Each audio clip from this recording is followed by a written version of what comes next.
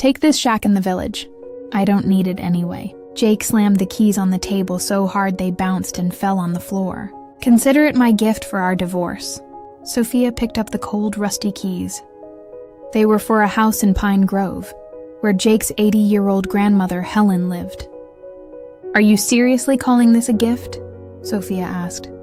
Jake just shrugged. You have nowhere else to live. Are you going to rent a room with cockroaches again? His words hurt because they were true. Sophia grew up in an orphanage. The apartment they lived in belonged to Jake from before their marriage. She always felt like a guest there.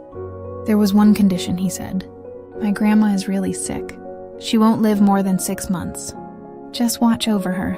Do your Christian duty. After he left, Sophia had nowhere to go. She searched for Pine Grove online and took a bus there 3 days later. The house was on the edge of the village, right next to the forest.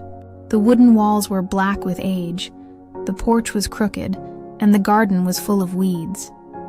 Compared to the modern houses nearby, it looked like a relic from the past century. At the gate, a neighbor named Linda shouted, "Are you here for Helen? She says her grandson is coming." Inside, Grandma Helen met her, a tiny, hunched woman in a faded robe. Her eyes were clear but confused. "Sonia, I made tea and pies." "Where is Jake?" "He couldn't come. He is very busy with work." Sophia lied and hugged her fragile shoulders. The inside was even worse. The old stove took up half the kitchen. The linoleum was torn, and there was no running water. They had to carry water from a well. At midnight, Helen was in the kitchen in her nightgown, cooking soup. She said, "Michael will be home from work soon." Michael was her late husband. Sophia realized her memory was failing badly. She wanted to leave, but in the morning, when Helen brought her tea in bed, she knew she couldn't abandon this helpless woman. The first month was hard. Sophia woke up at 7, lit the stove, and worked as a freelance translator. The house needed urgent repairs, but she had little money. Linda, the neighbor who worked for the local council, told her, "Victor Hayes owns a big modern farm here. He needs someone who knows English for his European clients." The next day, Sophia went to see him.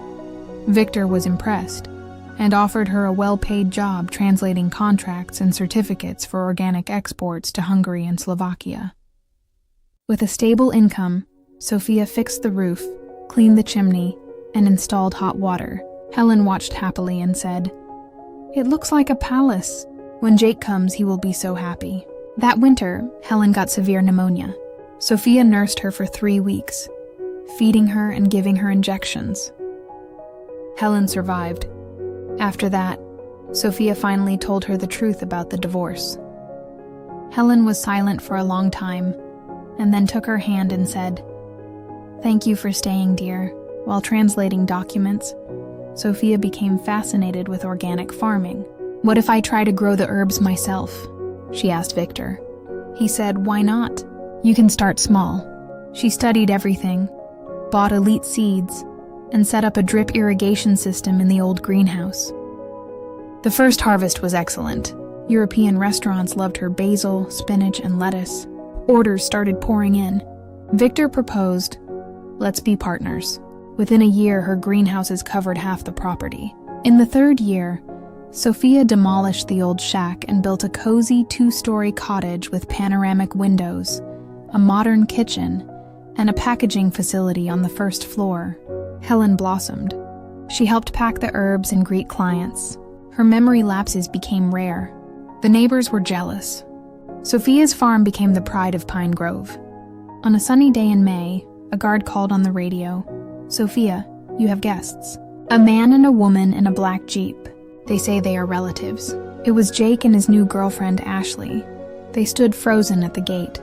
Instead of a crooked fence, there was a modern brick wall. Behind it was a beautiful cottage, rows of big greenhouses and paved roads. "Is this the right address?" Ashley asked nervously. Jake was in shock. This was the shack he had given away 3 years ago. "Jake, what brings you here?" Sophia called out. He stared at her full of envy. "What is all this? Where is the old house?" "It's just a regular farm," Sophia smiled. "We export organic greens to Europe." Inside, he was stunned by the spacious living room and certificates on the walls. "Is all this yours?" "It's ours, Helen's and mine," she corrected. At that moment, Helen entered. She looked transformed, straight and radiant. Jake ran to hug her. "Grandma!" But Helen stepped back coldly. "Stop right there," she said.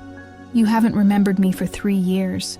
You hoped I had already died. You sent Sophia here like a homeless dog to watch me die so you could sell the house. Isn't that what you hoped for?" Jake tried to explain. Helen cut him off. "I canceled that old deed you tricked me into signing. I signed a new deed. This house now belongs to Sophia." Jake turned pale. "You can't do that." "I can," Helen said proudly. "Sophia is my real daughter, my granddaughter, everything. Now get out of my house and never come back." After his car disappeared, Sophia and Helen stood at the window and laughed.